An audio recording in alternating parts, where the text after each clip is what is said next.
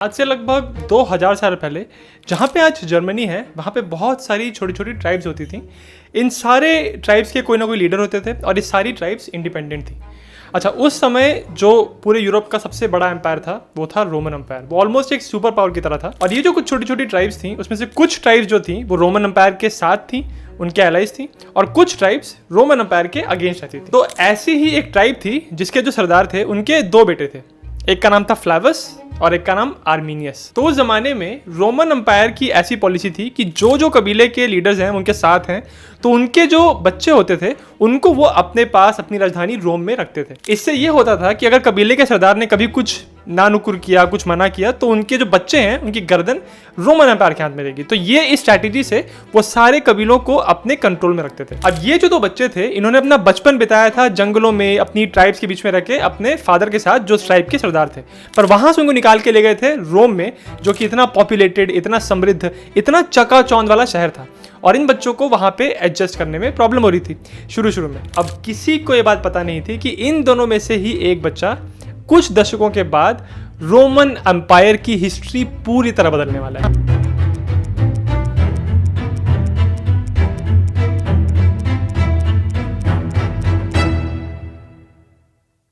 कहानी शुरू होती है साल 9 सीई से। अभी चल रहा है 2024 और ये बात है 9 सीई की, तो लगभग 2000 साल पहले की बात है। उस जमाने में रोमन एम्पायर यूरोप का और पूरी दुनिया के सबसे समृद्ध एम्पायर में से एक था। अगर आज के मैप को आप देखें तो रोमन एम्पायर उस जमाने में होता था पूरा स्पेन, ऑलमोस्ट पूरा फ्रांस, नॉर्थ अफ्रीका का कुछ हिस्सा, पूरा इटली और ग्रीस का बहुत सारा हिस्सा। तो रोमन एम्पायर अपनी बाउंड्रीज को चारों डायरेक्शन में बढ़ा रहा था, पर नॉर्थ के हिस्से में जहां पे आज जर्मनी और पोलैंड आता है वहां पे वो बहुत आसानी से आगे नहीं बढ़ पा रहे थे। ये जो पूरा एरिया था जिसको रोमन एम्पायर आसानी से जीत नहीं पा रहा था, इस एरिया को वो जर्मेनिया कहते थे। और इस जर्मेनिया में बहुत सारी छोटी छोटी ट्राइब्स थी, कबीले थे जिनके अपने इंडिपेंडेंट सरदार थे और वो सरदार उस कबीले को चलाते थे।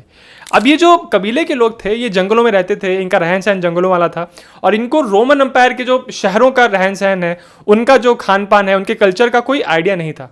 तो इसी वजह से ये जो रोमन एम्पायर के लोग थे वो इन जर्मेनिया के लोगों को बारबेरियंस या सैवेजेस कहते थे कि ये लोग गवार हैं, जाहिल हैं। रोमन एम्पायर ने बहुत बार ये कोशिश की कि वो जर्मेनिया की ट्राइब्स को कल्चर को यूज करके अपने साथ मिला लें। इसके लिए वो लोग पहले उनसे व्यापार कर रहे थे, यानी वो जाके जर्मेनिया की ट्राइब से उनसे दूध खरीदते थे, लकड़ी का सामान खरीदते थे, गाय भैंस खरीदते थे, जानवर खरीदते थे और जो भी जंगलों में सामान मिलता है वो खरीदते थे। उसके बदले में वो उनको पैसे नहीं दे रहे थे, वो दे रहे थे वैसी चीज़ें जो रोमन एम्पायर के लोग यूज़ करते हैं, जैसे बहुत चमकदार चीज़ें, मेटल के बर्तन, कांच का सामान, जो कि इन जंगल में रहने वाले लोगों को जिसकी आदत नहीं थी, पर वो ये शाइनी चीज़ देख के बहुत खुश होते थे। तो रोमन एम्पायर सोच रहे थे कि हम इनको ये सामान देते रहेंगे और ऐसा अपना कल्चर इंट्रोड्यूस करते रहेंगे तो उनको लगने लगेगा कि हमको भी अपना ये जंगल का हिसाब किताब छोड़ के रोमन एम्पायर के साथ मिल जाना चाहिए। इसके अलावा रोमन एम्पायर ने जर्मेनिया के लोगों को अपने काम के लिए भी इस्तेमाल करना शुरू किया। तो मान लीजिए कि अगर रोमन एम्पायर को कहीं पे एक छोटा सा मिशन भेजना है, वहां पे किसी रिवोल्ट को दबाना है या किसी को मरवाना है, तो इसके लिए वो अपनी आर्मी को नहीं, जर्मेनिया के लोगों को हायर करते थे एज मर्सनरीज, असैसिन्स, और उनको उस अटैक के लिए भेजते थे। उसके बाद उन्होंने धीरे धीरे जर्मेनिया के लोगों को अपनी आर्मी में भी शामिल करना शुरू किया, यानी आर्मी की ऑक्सिलरी यूनिट बना दी, ऐसी यूनिट जो रोमन आर्मी का हिस्सा है पर रोमन आर्मी के अंदर नहीं है। इस सब से रोमन एम्पायर जर्मेनिया की ट्राइब्स के लोगों को बताना चाह रहे थे कि अगर आप हमारे लिए अच्छा काम करोगे, आप अच्छे बन के रहोगे, तो आप हमारे सिटीजन भी बन सकते हो। और इन सब लालचों की वजह से बहुत सारे ऐसे लोग थे जो रोमन एम्पायर के साथ जुड़ना चाहते थे और जुड़ रहे थे। पर 100 बात की एक बात है, रोमन एम्पायर चाहे कितना भी उनसे व्यापार कर लेते, कितने भी उनके सोल्जर्स को यूज कर लेते, वो ये बात जानते थे कि जर्मेनिया अभी भी रोमन एम्पायर की टेरिटरी नहीं है, मतलब ये रोमन एम्पायर का हिस्सा नहीं है। और इस बात से रोमन एम्पायर के जो जमाने के राजा थे ऑगस्टस, वो बहुत परेशान थे। उनको चाहिए था कि जर्मेनिया एक रोमन टेरिटरी हो, रोमन एम्पायर का ऑफिशियल हिस्सा हो। तो इसीलिए जर्मेनिया की सारी ट्राइब्स को इकट्ठा करके रोमन एम्पायर में मिलाने के लिए ऑगस्टस ने एक नए बंदे को हायर किया जिसको उसने जर्मेनिया का गवर्नर बनाया साल 7 सीई में। इस बंदे का नाम था पब्लियस क्विंटिलियस वारस, जिसको लोग शॉर्ट में वारस कह देते हैं। अब वारस जो है इसकी हिस्ट्री बहुत कमाल की है। ये जर्मेनिया में आने से पहले सीरिया का गवर्नर था और सीरिया में इसने बहुत अच्छे से रूल किया था। रोमन अंपायर के लिए बहुत अच्छा था ये, क्योंकि इसने रोमन अंपायर के टैक्सेस बढ़ा दिए थे, बहुत सारा पैसा निकाला था यहाँ से और रोमन अंपायर की जेबें भरी थी। उसके साथ वारस का ये मानना था कि अगर हम कहीं राज करते हैं और वहाँ की जो जनता है वो हमसे नाखुश है, बगावत कर रही है, तो उस बगावत को बातचीत से नहीं, मिलिट्री एक्शन से कुचलना चाहिए, लोगों को रूथलेसली सप्रेस करना चाहिए, ऐसा उस बंदे का मानना था। और ये जो इसकी स्ट्रैटेजी थी ये सीरिया में बहुत अच्छे से काम की थी और इसी वजह से ऑगस्टस चाहते थे कि जैसे सीरिया में ये बंदा गया, वहाँ से इसने बहुत पैसा कमा के दिया, अब ये बंदा जर्मेनिया जाए और जर्मेनिया की सारी ट्राइब्स को इकट्ठा करके वहाँ से भी हमको रेवेन्यू मिले और जर्मेनिया रोमन अंपायर का हिस्सा बन जाए। उसके साथ ये बात भी थी कि वारस रोमन अंपायर के राजा के दूर के रिश्तेदार भी थे। इसी वजह से एम्परर ने 7 CE में वारस को जर्मेनिया का गवर्नर बनाया। जब वारस ने जर्मेनिया का चार्ज लिया और वो ऑन ग्राउंड सर्वे करने के लिए गए तो उन्होंने एहसास किया कि रोमन अंपायर का जो पूरा स्ट्रेच है, उनका इन्फ्लुएंस है, उनका दबदबा है, वो सिर्फ राइन नदी के वेस्ट तक है। उसके आगे यानी राइन नदी के ईस्ट के हिस्से में रोमन अंपायर के सिर्फ कुछ किले हैं और बाकी खास प्रेजेंस नहीं है यहाँ पे हमारी। तो हमको ईस्ट साइड पे अपना प्रेजेंस, अपना वर्चस्व बढ़ाना है। अब ये काम करने के लिए ऑब्वियसली वारस के पास रोमन आर्मी भी थी। उनके पास कुल मिला के 5 रोमन लीजन्स थे जिनको यूज करके राइन के जो ईस्ट साइड पे जर्मेनिया की ट्राइब्स थी उनको इकट्ठा करके रोमन अंपायर में मिलाना था। उस जमाने की जो रोमन आर्मी थी ये एक बहुत बड़ी आर्मी होती थी और इसमें जो मेन फाइटिंग फोर्स थी उसको हम रोमन लीजन्स कहते हैं। अब इनका बहुत नाम सुना होगा। ये ऐसे वॉरियर्स थे जो एकदम साथ में लड़ाई करते थे, पूरे फॉर्मेशन में आगे चलते थे और इस फॉर्मेशन का, इस तरह की लड़ाई का किसी भी एनिमी की आर्मी के पास कोई जवाब नहीं था। इसी वजह से रोमन लीजन्स ने रोमन अंपायर को बहुत दूर दूर तक पहुंचाया, उनकी बाउंड्रीज को बहुत बढ़ाया। रोमन आर्मी के अंदर बहुत सारी ऑक्सिलरी आर्मीज भी थी, यानी ऐसी आर्मीज जो डायरेक्टली रोमन अंपायर की खुद की नहीं है पर उन एरियाज की हैं, उन कबीलों की हैं, उन किंगडम्स की हैं जिनको रोमन अंपायर ने या तो हरा दिया है या उनको अपना एलाय बना लिया है। तो उन किंगडम्स, उन ट्राइब के लोग भी अपनी आर्मीज रोमन आर्मी में भेज रहे थे और उसमें से एक ट्राइब थी जिसका नाम था कैरुची। ये एक जर्मेनिया की ट्राइब थी और इस ट्राइब से जो सोल्जर्स निकले थे, जो रोमन आर्मी का हिस्सा बन गए थे, उनका लीडर कौन था? आर्मीनियस। अगर आपको याद है तो ये वही आदमी है जो छोटा जब बच्चा था तो उसको कैसे इसकी ट्राइब से निकाल के रोम में लेके गए थे। अभी बच्चा नहीं, एक 26 साल का गबरू जवान था और रोम में इतने समय तक रह के उनकी आर्मी में सर्व करके इसको रोम के तौर तरीके, उनकी आर्मी कैसे काम करती है, ये सब कुछ समझ में आ गया था। इसने रोमन अंपायर के लिए बहुत सारी लड़ाइयों में पार्टिसिपेट किया था और इसकी अपने साथियों में रोमन्स के बीच में बहुत अच्छी रेपुटेशन बन गई थी। इनफैक्ट रोमन अंपायर भी इस बात को रिकॉग्नाइज करते थे कि बहुत टैलेंटेड बंदा है और इसी वजह से आर्मीनियस को रोमन अंपायर ने सिटीजनशिप भी दी थी। और इसी वजह से जब वारस को यह काम मिला कि उसको जर्मेनिया की सारी ट्राइब्स को इकट्ठा करके रोमन अंपायर में मिलाना है, तो वारस ने सेलेक्ट किया आर्मीनियस को, क्योंकि वो जानता था कि ये भी एक जर्मेनिया की ट्राइब से आता है, इसको लोकल सब पता है और अब ये रोमन अंपायर का हिस्सा है, तो ये मुझे बहुत अच्छे से गाइड कर सकता है। परंतु आर्मीनियस के मन में कुछ और ही चल रहा था। दरअसल वो रोमन अंपायर से नफरत करने लगा था। उसने देखा था कि रोमन अंपायर जर्मेनिया के वॉरियर्स को यूज तो कर लेते हैं जब काम आता है तो, पर जब उनके अधिकारों की बात आती है तो उनको रोमन सिटीजन नहीं बनने देते, उनको आसानी से अपने साथ बैठाते भी नहीं है, उनको सैवेजेस और बारबेरियंस कहते हैं। और जब कोई जर्मेनिया की ट्राइब कहती है कि उनको रोमन अंपायर से नहीं मिलना है तो वो अपने रोमन लीजेंस को भेज के उनको चुप करा देते हैं। तो इसी वजह से आर्मीनियस ने मन में ठाना हुआ था कि रोमन अंपायर को अपना सबक सिखाना पड़ेगा। और एक अच्छा मिलिट्री स्ट्रैटेजिस्ट वो होता है जो अपने दुश्मन की कमियों के साथ साथ उनकी ताकतों को भी जानता हो। और आर्मीनियस ने रोमन आर्मी में सर्व किया था, वो एक रोमन सिटीजन भी था और वो जानता था कि रोमन लीजेंस को जब वो बैटल फील्ड पे उतरते हैं तो एक सेट बैटल में उनको हराया नहीं जा सकता। उनके पास बहुत अच्छा इक्विपमेंट है, उनके पास आर्मर है और उनके पास मिलिट्री डिसिप्लिन है, उनको आदत है एक प्रोफेशनल आर्मी की तरह बैटल फील्ड पे लड़ने की। ऑन दी अदर हैंड उनके जो सामने जर्मेनिया के वॉरियर्स थे उनके पास ना कोई इक्विपमेंट था, ना कोई आर्मर था, जो हथियार थे उनके पास वो वही थे जो उन्होंने खुद से बनाए थे, लकड़ी के कुछ भाले बना लिए या कुछ छोटा मोटा प्राइमरी वेपन बना लिया, उतना ही वो यूज़ कर पाते थे। ना उनके पास कोई मिलिट्री ट्रेनिंग थी, ना वो प्रोफेशनल आर्मी थे और उसके ऊपर से उनको फॉर्मेशन में रह के लड़ने की आदत बिल्कुल भी नहीं थी। तो आर्मीनियस इस बात को जानता था कि अगर जर्मेनिया के वॉरियर्स को बैटल फील्ड पे रोमन लीजेंस के सामने खड़ा किया तो रोमन लीजेंस आसानी से जीत जाएंगे। तो इसीलिए आर्मीनियस का प्लान ये था कि वो अपनी ज्योग्राफी की अंडरस्टैंडिंग को यूज करेगा रोमन लीजेंस को हराने के लिए। और इसीलिए उसने ये प्लान बनाया कि अगर रोमन लीजेंस को हम बैटल फील्ड पे नहीं, किसी ऐसी जगह पे ले जाए जहां पे उनको लड़ने की आदत नहीं है, प्रैक्टिस नहीं है, तब उनको हराया जा सकता है। और इसके लिए उसको ये चाहिए था कि जहां से रोमन आर्मी मार्च कर रही है, उनका जो रूट है उसको वो किसी तरह से चेंज कर पाए और उनके रूट को ऐसी जगह से लेके जाए जहां पे आर्मीनियस ने अपने लोगों को तैयार रखा है लड़ाई करने के लिए। अब रोमन आर्मी के मार्च के रूट को चेंज करना इतना आसान नहीं था, ये अधिकार सिर्फ वारस के पास था और इसीलिए आर्मीनियस वारस के बहुत नजदीक हो गया। देखिए, जब भी आप कोई बड़ा मिलिट्री कैंपेन प्लान करते हैं तो आप ये कोशिश करते हैं कि आपके जो सोल्जर्स हैं उनको अच्छा मौसम मिले अपने मिलिट्री एक्शंस करने के लिए, और जब बहुत सर्दियों का मौसम हो तो उनको रेस्ट मिले, वो कहीं कैंप बना के रुक जाए। ये हम आज भी करते हैं और ये उस जमाने में भी होता था। तो उस जमाने के रोमन एम्पायर की प्लानिंग ऐसी होती थी कि उनके कैंपेन्स मार्च से शुरू होते थे और मार्च से लेके अक्टूबर तक वो लोग कैंपेन करते थे और अक्टूबर में किसी विंटर कैंप में रुकते थे, फिर पूरी सर्दी खत्म होने का वेट करते थे, उसके बाद अगले साल फिर से कैंपेन पे जाते थे। तो साल 8 सीई में वारस ने कुछ ये प्लान बनाया। जितने भी उसके रोमन आर्मी के डिटैचमेंट्स हैं, जितनी भी टुकड़ियां हैं, उनको एक साथ इकट्ठा करेगा और राइन नदी के जो वेस्ट में है एक साथ वो लोग वेस्ट से ईस्ट को क्रॉस करेंगे और ईस्ट में जाने के बाद एक जर्मेनिया की ट्राइब थी कैरुची, वहां पे जाके वो अपना समर कैंप लगाएंगे और उस समर कैंप से फिर मार्च से लेके अक्टूबर तक अपनी कैंपेनिंग करेंगे। ये उसका प्लान था, पर उसको ये नहीं पता था कि इस प्लान को बनाते वक्त ही वो ऑलरेडी आर्मीनियस की पहली चाल का शिकार हो चुका था। ये जो उसका प्लान था कि वो समर कैंप बनाएगा कैरुची ट्राइब में, ये ट्राइब आर्मीनियस के पिता की ट्राइब थी और आर्मीनियस ने वारस को कहा था कि आप अपना समर कैंप मेरे ही ट्राइब के आसपास लगाएं क्योंकि वहां सारी फ्रेंडली फोर्सेस हैं, हमको वहां पे कोई अटैक का डर नहीं रहेगा। और इस बात को वारस ने मान लिया था। चीजें बिल्कुल आर्मीनियस के प्लान के मुताबिक हो रही थी और साल 9 सीई में मार्च के महीने में ये 3 रोमन लीजन्स आ गए राइन नदी के ईस्ट साइड पे कैरुची ट्राइब के पास और उन्होंने अपना कैंप लगा लिया। अब यहाँ कैंप लगने के बाद आर्मीनियस ये भी जानता था कि इनके कैंप भी इतने वेल प्रोटेक्टेड, इतने वेल डिफेंडेड होते हैं कि उनके ऊपर अटैक नहीं किया सकता। तो इसीलिए इस कैंप में जितने सोल्जर्स हैं उनको हमको किसी तरह से डिवाइड करना है, अलग अलग करना है और उन सोल्जर्स को मजबूर करना है कि वो कैंप छोड़ के बाहर निकलें, तब उन पे हमला किया जा सकता है। और ऐसा करने के लिए आर्मीनियस ने एक और चाल चली। उसने अपने जर्मेनिया के साथियों को कहा कि तुम इनकी सप्लाई लाइंस पे छोटे छोटे अटैक्स करो और अटैक करके भाग जाना, और ऐसा एक दिन करो, फिर उसके अगले दिन करो, लगातार करते रहो ताकि ये जो रोमन सोल्जर्स हैं परेशान हो जाए। और बिल्कुल ऐसा ही हुआ। और जब इन अटैक्स की खबर वारस को मिली तो वो परेशान हुआ कि ये कैसे कुछ जर्मेनिया के कुछ छोटे मोटे वॉरियर्स हमारी आर्मी पे कैसे हमला कर रहे हैं। वारस इस बात से बहुत नाखुश था, पर तभी आर्मीनियस के प्लान में एक गड़बड़ हुई।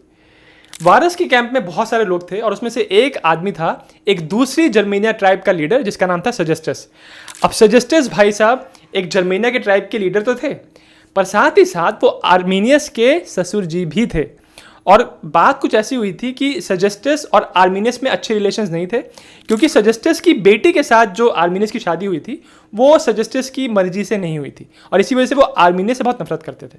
और उसको जब पता चला कि आर्मीनियस पूरा प्लान बना रहा है वारस के लीजन्स को बाहर निकाल के उन पर अटैक करने का, तो उसने तुरंत जाके वारस को खबर की कि आर्मीनियस आपके ऊपर अटैक करने वाला है। पर यह बात सुनने के बाद भी वारस ने कोई एक्शन नहीं लिया। उसके कुछ रीजंस हैं। पहला रीजन ये कि वारस इस बात को जानता था कि सेजेस्टस जो है वो आर्मीनियस से नफरत करता है क्योंकि इसकी बेटी की शादी में इसकी रजामंदी नहीं थी। दूसरा रीजन ये था कि वारस इस बात को भली भांति जानता था कि आर्मीनियस रोमन एम्पायर का एक वफादार सिपाही है। उसने रोमन आर्मी में सर्व किया है, उसके भाई ने रोमन एम्पायर के लिए सर्विस किया है, उसके पिता ने भी रोमन एम्पायर के साथ काम किया है। तो क्यों, जब उसकी पूरी फैमिली रोमन एम्पायर के साथ वफादार है, तो ये बंदा क्यों मेरे पे हमला करेगा।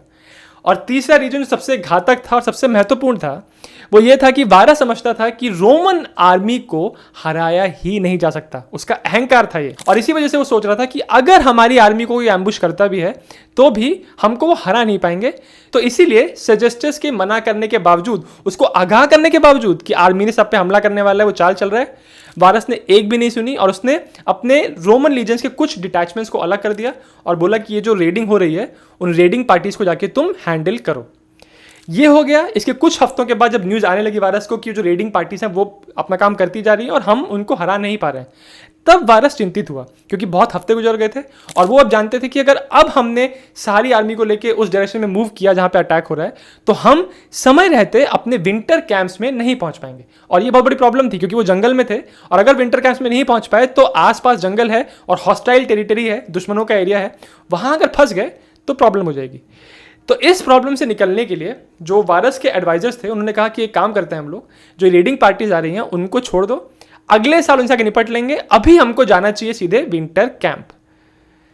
परंतु उसी एक एडवाइजर में से आर्मीनियस भी था और आर्मीनियस ने कहा कि सर मेरे पास एक ऐसा आइडिया है जिससे हम एक नई जर्मेनिया की ट्राइब को हथिया भी लेंगे, उन पे जीत हासिल कर लेंगे और साथ ही साथ हम टाइम पे विंटर कैंप पहुंच भी जाएंगे। उसने ये आइडिया दिया कि जिस रास्ते को लेके हम इस कैंप में आए हैं उस रास्ते से नहीं बल्कि एक दूसरे रास्ते से एक शॉर्टकट लेके हम एक दूसरी जर्मेनिया की ट्राइब के पास जाएंगे, उसका नाम एंग्रीवारी था, उसके ऊपर हमला करेंगे और वहां से हम अपने विंटर कैंप्स की तरफ चले जाएंगे। इससे हमने अपना रास्ता भी छोटा किया, हमने एक जर्मेनिया की ट्राइब को अपने साथ मिला भी लिया और विंटर कैंप पे भी टाइम में पहुंच गए। तो ये आइडिया सुनने से बहुत ही अच्छा लग रहा था, एकदम फुल ऑन परफेक्ट लग रहा था। तो वारस ने कहा कि ठीक है हम ऐसा ही करेंगे। पर यहां आर्मीनियस की चालाकी ये थी कि वो जिस शॉर्टकट की बात कर रहा था वो शॉर्टकट दरअसल वो रास्ता था जहां पे आर्मीनियस के फौजी तैयार थे रोमन लीजेंस पे हमला करने के लिए। तो इस तरह से 7 सितंबर 9 सीई को रोमन लीजेंस ने अपना कैंप को खाली किया और उन्होंने जंगलों के रास्ते से उस रास्ते पे चलना शुरू किया जिसमें आर्मीनियस उनको लेके जा रहा था। तो वो लोग सुबह निकले थे और शाम होते होते आर्मीनियस फिर से वारस के पास गया और कहा कि सर हम आंग्रीवारी की तरफ जा रहे हैं, तो क्यों ना जो मेरे कैरुची ट्राइब के जो वॉरियर्स हैं उन सबको मैं इकट्ठा कर लूँ ताकि हमारी फोर्स बड़ी हो जाए और बड़ी फोर्स को लेकर जब हम उन पर हमला करेंगे तो हमारी जीत पक्की है। तो इसीलिए आप मुझे 2 दिन का टाइम दो, 2 दिन के बाद वापस मैं अपने फौजी को लेकर आऊंगा, आपके साथ लिंकअप करूंगा और एक साथ हम आंग्रीवारी जाएंगे।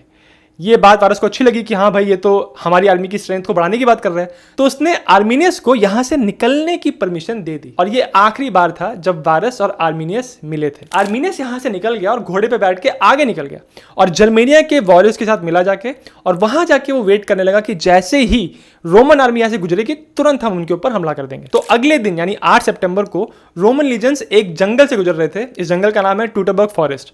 इस जंगल में बहुत सारे पेड़ थे, बहुत घना जंगल था और जो सतह थी वो बहुत उबड़ खाबड़ थी और थोड़ी बहुत दलदली थी, जिसकी वजह से जो रोमन लीजेंस हैं जिसमें 15 से 20 हजार फौजी थे वो एक ग्रुप में नहीं चल पा रहे थे, वो लाइन से चल रहे थे एक के पीछे एक। और ये ऐसा हो गया था कि मान लीजिए कि एक बहुत बड़ा सांप है जो ऐसे ऐसे होके चल रहा है, जिसकी वजह से वो जो रोमन लीजेंस पे जितने फौजी थे वो एक दूसरे को प्रोटेक्ट नहीं कर पा रहे थे। ध्यान रखिए कि रोमन फौजियों की ताकत थी उनके ग्रुप्स, उनकी फॉर्मेशन। अगर वो फॉर्मेशन से अलग लड़ाई करते थे तो उनको हराना आसान था और यही यहां पे हो रहा था। यहां पे 15-20 हजार फौजी थे और जब वो एक के पीछे एक चल रहे थे तो ये 9 से लेके 15 किलोमीटर तक की लंबी एक्सटेंडेड लाइन बन गई थी। 15 किलोमीटर तक फौजी लाइन से चल रहे हैं और यही मौका देख के 8 सितंबर को कुछ जर्मेनिया की ट्राइब्स ने इनके ऊपर हमला करना शुरू किया। शुरुआत में जब इन जर्मेनिया के वॉरियर्स ने इन रोमन फौजियों को गुजरते हुए देखा तो डायरेक्टली उनको एंगेज नहीं किया, सामने से जाके एंगेज नहीं किया, उनके ऊपर दूर से ही भाले फेंके क्योंकि उनको लग रहा था कि ये इतने वेल ट्रेंड है तो शायद इनके पास कोई जवाब होगा हमारे हमले का।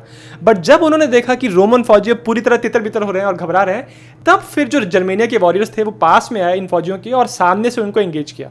यहाँ कुछ समय लड़ाई चली और रोमन फौजियों को जो सरप्राइज मिला था उससे जब वो उभरे तो उन्होंने एक साथ अपना एक गुट बनाया, एक ग्रुप बना लिया।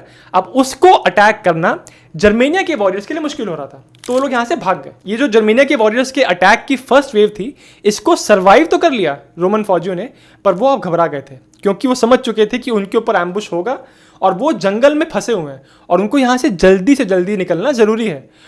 और यहां पे आके रोमन्स की किस्मत और खराब हुई क्योंकि यहां पे बारिश शुरू हो गई। अब बारिश की वजह से जमीन और दलदली हो गई जिसकी वजह से फौजी तेजी से मूव नहीं कर पा रहे थे। तो वारस ने कहा कि हम सारे फौजी रात के टाइम मार्च करेंगे ताकि हम पे अटैक ना हो पाए। पर यहां से निकलने के बाद भी जब वो थोड़ा आगे पहुंचे तो वहां पे एक दूसरी जर्मेनिया के वॉरियर्स की टुकड़ी थी जिन्होंने फिर से इन पे हमला किया और इस बार ये हमला कंप्लीट था। इस बार वारस भी देख रहे थे कि उनका बचने का कोई रास्ता नहीं है, तो चारों तरफ से अपने आप को जब घेरा हो पाया उन्होंने तो उन्होंने वहीं पे सुसाइड कर ली। और जब रोमन फौजियों ने देखा कि उनका सुप्रीम लीडर मर चुका है तो वो लोग पूरी तरह तितर बितर हो गए और इस चीज़ का फायदा उठाया जर्मेनिया के वॉरियर्स ने और अल्टीमेटली यहाँ पे एक स्लॉटर हुआ था। यानी जितने भी जर्मेनिक वॉरियर्स थे यहाँ पे उन्होंने किसी को भी यहाँ पे नहीं बख्शा। इस तरह से ये लड़ाई पूरी तरह एक तरफा थी क्योंकि जर्मेनिक वॉरियर्स ने पूरी तरह डोमिनेट किया और रोमन्स जिनकी इतनी तारीफ होती थी, जिनकी बैटल फॉर्मेशंस को लोग डरते थे उनसे, वो यहाँ पे कुछ भी नहीं कर पाए और सिर्फ मारे गए। इसी लड़ाई को कहते हैं the battle of the Teutoburg forest क्योंकि ये लड़ाई ट्यूटरबर्ग जंगल में हुई थी। अगर नंबर्स की बात करें तो यहाँ पे जर्मेनिक वॉरियर्स को लगभग 5000 कैजुअलिटीज हुई थी और दूसरी तरफ रोमन लीजेंस ने 20,000 फौजियों की कैजुअलिटीज देखी थी। और इस तरह से उनके जो 3 लीजेंस थे, लीजन 17, 18, 19, वो पूरी तरह ध्वस्त हो गए थे। और इसी वजह से इस एक लड़ाई को रोमन एम्पायर की पूरी हिस्ट्री की सबसे बड़ी हार माना जाता है। इस लड़ाई में जीतने के बाद आर्मीनियस ने इन सारे जर्मेनिक वॉरियर्स को इकट्ठा किया और राइन नदी के ईस्ट की तरफ जितने भी रोमन किले थे उनके ऊपर हमला करके उन पे भी कब्जा कर लिया और इस तरह से राइन के ईस्ट साइड पे अब रोमन दबदबा बहुत कम हो गया। ये बात जब रोमन एम्परर ऑगस्टस को पता चली तो ऑब्वियसली बहुत नाराज हुए। इस हार का बदला लेने के लिए रोमन्स ने 5 साल के बाद यानी 14 सीई में अपने एक दूसरे रोमन जनरल जर्मैनिकस को राइन नदी को क्रॉस करने को कहा। तो जब वो राइन नदी को क्रॉस करके ईस्ट में गया तो वहां पे जितने भी रोमन किले थे उन किलों पे एक एक करके हमला करके उसने जीता और आर्मीनियस को भी लड़ाई में हराया था। तो एक तरह से आप कह सकते हैं कि बैटल ऑफ ट्यूटेबर्ग फॉरेस्ट में जो हार हुई थी रोमन्स की उसका बदला उन्होंने लिया, पर उसके बाद भी जो रोमन एम्पायर की लीडरशिप थी वो ये देख रही थी कि राइन नदी के ईस्ट साइड पे अगर हमको अपना कंट्रोल बना के रखना है तो वहां पे हमको लगातार अपनी आर्मी को स्टेशन करना पड़ेगा और जब अपनी आर्मी को अपनी जगह से बहुत दूर रखते हो तो उनको सप्लाई करना पड़ता है, उनको खाना पीना देना पड़ता है, सैलरी देनी पड़ती है, लॉजिस्टिकल सपोर्ट देना पड़ता है और उस सब में आपका बहुत खर्चा होता है। तो इसी वजह से रोमन लीडरशिप ने डिसाइड किया कि राइन नदी के ईस्ट साइड पे अपना दबदबा बनाने के लिए जितना हमको खर्चा पड़ रहा है उतना खर्चा हमको मंजूर नहीं है और इसीलिए उन्होंने ये डिसाइड किया कि हमारा जो एम्पायर है हम उसको राइन नदी के वेस्ट तक ही रखेंगे। ऐसा कहते हैं कि बैटल ऑफ ट्यूटेबर्ग वो लड़ाई थी जिसने रोमन एम्पायर के ईस्टवर्ड एक्सपेंशन को रोक दिया। इसीलिए आप नोटिस करेंगे कि राइन नदी के वेस्ट साइड पे जो रोमन टेरिटरीज थी जिसमें फ्रांस आता है उन लोगों को आप देखें और राइन नदी के ईस्ट साइड पे जो जर्मैनिक ट्राइब्स थी उन लोगों को आप देखें जहां पे आज जर्मनी पोलैंड आता है तो इन लोगों में अक्सर लड़ाई होती रही है पूरे हिस्ट्री में। वर्ल्ड वॉर 1 भी जर्मनी फ्रांस के बीच में हुआ था, 2 में भी ये लोग आमने सामने थे और इसी वजह से इन दोनों देशों के लोगों में आपस में एक डिस्टेंस रहता था। तो इसीलिए बहुत लोग ऐसा कहते हैं कि अगर रोमन एम्पायर ने राइन नदी के ईस्ट साइड पे भी अपना वर्चस्व बना लिया होता तो शायद से वेस्टर्न यूरोप बहुत होमोजेनियस होता और जो first world war second world war हुआ इनमें जो आइडियोलॉजीज के डिफरेंसेस थे वो शायद नहीं होते। इसीलिए आप नोटिस करेंगे कि फर्स्ट वर्ल्ड वॉर होने से पहले जो जर्मनी में नेशनलिज्म की भावना चल रही थी उसमें लोग आर्मीनियस को हीरो मानते थे। वो ये समझते थे कि हमारी ही धरती का ये आदमी था जिसने रोमन एम्पायर को नाको चने चबा दिए। तो ये थी कहानी बैटल ऑफ द ट्यूटेबर्ग फॉरेस्ट की। अगर आपको रोमन हिस्ट्री में इंटरेस्ट है तो मैंने एक पूरी प्लेलिस्ट बनाई है रोमन हिस्ट्री की वीडियोस की, उस प्लेलिस्ट का लिंक इस वीडियो के डिस्क्रिप्शन में है। और अगर आपको वीडियो अच्छा लगा तो मेरे चैनल जिज्ञासियम को सब्सक्राइब जरूर करें।